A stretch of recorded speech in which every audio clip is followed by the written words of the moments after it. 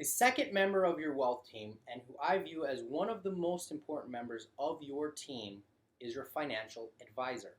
Now, I know you've heard me talk a lot about financial advisors and the conflict of interest that they represent in the industry. Now, something I want to make very, very clear, okay?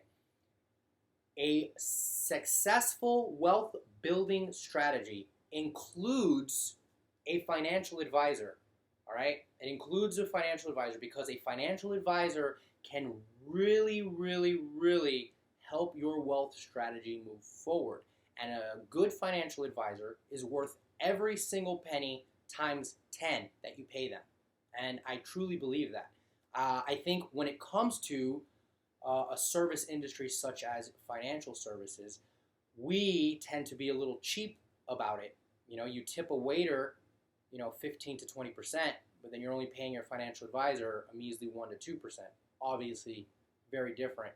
But still, the advice and service that they are providing you can be a very invaluable service overall for your strategy and can really, really help you not only make money, but save a lot of money over the lifetime of your investment plan. Now, when you go to select your financial advisor, there's a couple things you want to look for. And this video won't go into a huge amount of detail about that. There will be another video about financial advisor selection specifically.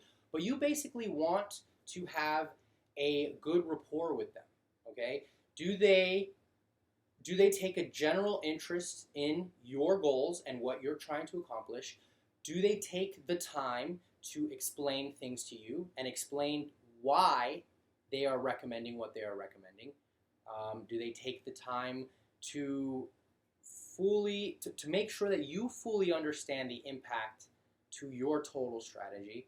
And then how are they interacting with you? Are they friendly? Are they nice? How do they present themselves? And when you ask, this is something I think you should ask every financial advisor when you interview them. How do you get compensated? Are they compensated by funds under management? Are they compensated through different advisory fees that may not be disclosed? Are they compensated through products that they recommend? Do they get a kickback from the products they recommend? That's hugely important because whether or not your financial advisor discloses this information to you or not, they may still be doing it unless you ask. The only way to find out is if you ask. And at that point, you have a decision. My financial advisor gets compensation for certain products that he recommends.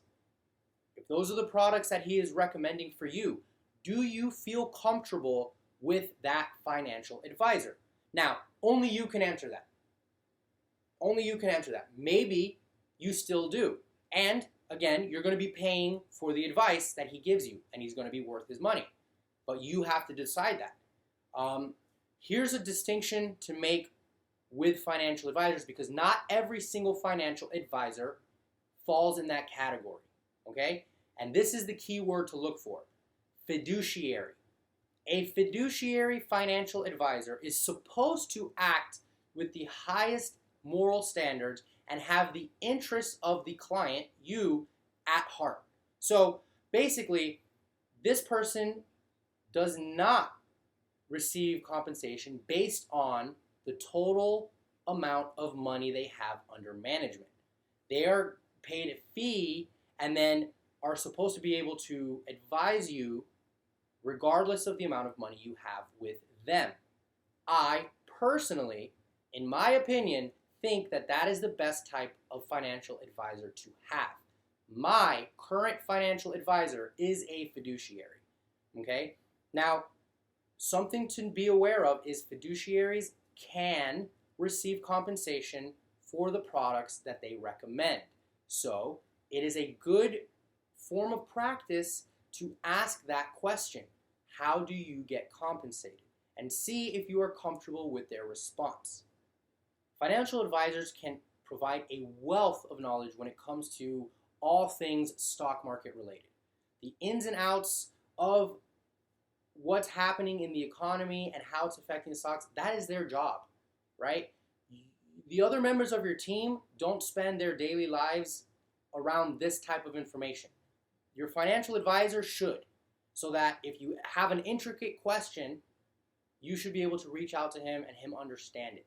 And that's the other part of having a good financial advisor, is when you do have questions, how well do they understand your portfolio and your goals? Every time you have a question, is it like they have to go even figure out who you are and why you're asking, or do they know you and know your situation and understand what your long-term goals are? So hopefully I've convinced you to the value a financial advisor has. A financial advisor plays a pivotal role in your long-term wealth building strategy. Just realize that they cannot be the only form of advice you receive. They cannot be your only source of information. And I believe much of the problem the country has now with the lack of financial education comes from the hands-off approach. I just want to hire a financial advisor who's going to handle everything for me, and I'm not going to learn anything myself. But we know that's not setting up your kids for the right future, and you may be leaving a ton of money and value on the table that you had no idea you were missing out on. So keep learning, keep growing.